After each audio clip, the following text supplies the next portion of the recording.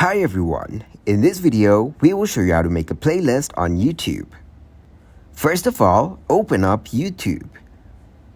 Once you get into your YouTube account, click on your profile icon from the top right corner. Then, go into the YouTube Studio option. Once you get into YouTube Studio, tap on your profile icon and you can find settings and other features of your profile in here. After that, click on Create button beside your profile. You can create a new playlist, new podcast, go live or upload video from here. So tap to create a new playlist from here. Now enter the title of your playlist.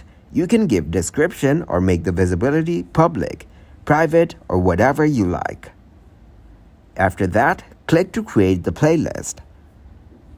Then tap on Content from the dashboard and go into Playlist from Channel Content. You can find your videos from here.